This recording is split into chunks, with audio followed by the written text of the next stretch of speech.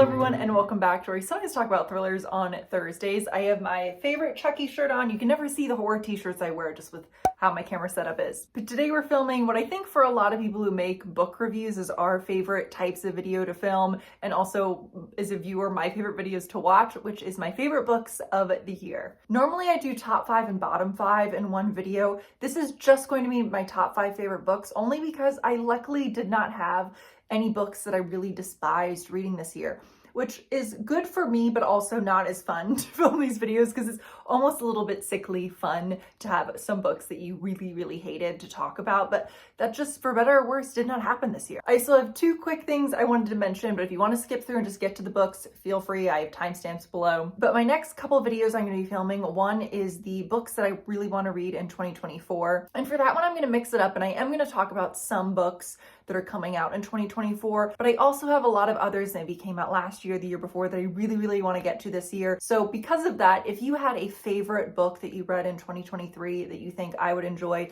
doesn't matter if it was a new release or not, please let me know down below. Or if there's a 2024 book you're excited about that you think I would enjoy, please put it down below. And the other video that's going to be a little bit different from me than normal is going to be more of a vlog style video about me trying to get back into reading physical books. But I've been listening to so many audiobooks, which is not a bad thing. And I don't want to say everything I'm going to say in that video, but I almost feel as if I've lost a little bit of the ability to get lost in a physical book and read them. So I'm just curious if any of you have been through that and if you have any tips. I've already been taking notes and coming up with my strategy for how I'm going to try and overcome that over the next couple weeks. I'm going to film a vlog and everything like that. But I thought it would also be fun to incorporate your all feedback and comments in case you all have been through this and have any tips. I feel like especially with being online so much, my attention span is shrunk to the size of a little pea, and I'm trying to really reverse that. So if any of you have experienced that, if you have any tips, feel free to let me know down below and I'd love to incorporate that into the video. I think that'd be really fun. Okay, let's get into the books, and I'm gonna do these from number 5 to number 1, but of course, all of these I loved very much. I think some of them will be not surprising if you've watched my videos, and some will be pretty surprising. At number 5 is The Sundown Motel by Simone St. James. This is a book that's been out for a few years that I've been really meaning to read for a while, and I'm so glad that I finally did. This takes place between 2 time periods. One is a girl in present day who's moving to this town called Fell, New York, to try and learn about her aunt who went missing there many years prior. So she works at, not surprisingly, the Sundown Motel, and many eerie and creepy things start to occur. And again, it vacillates back and forth between those 2 time periods. I loved the characters. I loved the pacing of this. Fell, New York is kind of almost not interesting as it was. Felt like a really well-developed character in and of itself. I will say that the reason this is at number 5 is because I both found the ending to not make a lot of sense, and I also just didn't love the ending, so that's why I kind of knocked off a star. And I will say I loved the pacing, but I do see how a lot of people could find this book very slow. So just putting that out there, as much as it is a creepy book, it is not action-packed by any means. So just please know that going into it if you haven't read it and you're gonna read it based off my recommendation. At number 4 is Nettle and Bone by T. Kingfisher. This is a standalone fantasy novel, which I don't read a lot of, but I just got sucked away and loved this world so much. Our protagonist is Mara, who is a shy convent-raised third-born daughter, and her sister is suffering at the hands of an abusive prince. So Mara reaches out to a grave witch, which I thought was such a cool concept. There are so many fun things in this: a grave witch, a bone dog as a pet. So she reaches out to this grave witch to try to get together with this kind of band of misfit characters to try and murder the prince. On the one hand, I love this so much, I wish it was a series, but on the other hand, I don't tend to love series and I like standalones, so I kind of love that this was one really well-developed world and characters. As much as when I say grave witch and bone dog, and a lot of this might sound eerie and creepy, and some of it definitely is, there is something so wholesome and pleasant about how these characters interacted and the banter. I thought it was so just kind of weirdly heartwarming, even though there are obviously some really horrific things that are occurring in this book. It also made me read more by T. Kingfisher. I also read A House with Good Bones this year, which I also loved. It didn't make it into the top 5, but that was also a really fun one that I enjoyed. I love this one so much, and if there's anything else by T. Kingfisher you think I should read next, please let me know. At number 3 will not be a surprise at all, and that is Mary, An Awakening of Terror by Nat Nat Cassidy. I actually just picked up his newer release, which I'll show in my next video, but it's down below hiding on my bookshelf. But our protagonist is, of course, Mary,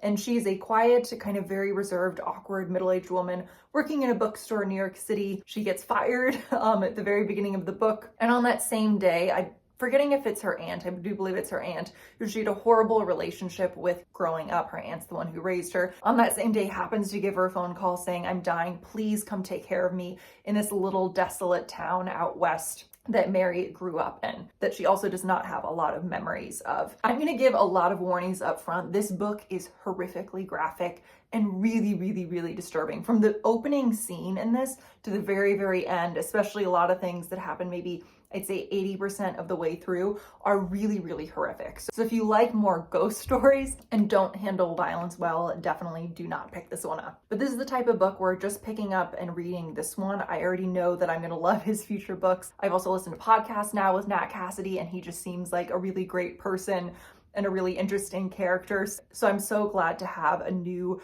favorite horror novel, like a true, sickly, terrifying, well-written, tightly wrapped horror novel that I can recommend to friends. I have friends who love horror novels, and this has become my new go-to for what I say when they say, "Are there any newer horror novels that you think I need to check out?" Please let me know if you read Mary and what you think about it. And again, I already own his next book and can't wait to check out and read that one and review it for you all as well. Now, my top two are gonna come as a surprise because neither are horror or thrillers, but this is just a different kind of year for reading for me. But my number two book could not be more of a departure than this, and that is Adelaide by Genevieve Wheeler. This is, I would say, I don't want to call this a contemporary romance. I'd say this is more just contemporary fiction. But this is about 26-year-old Adelaide Williams, who is an American living in London, working away. She's been loving living there. Friends. She's been trying to date using the online apps, and she meets Rory Hughes, who she's just immediately incredibly smitten with.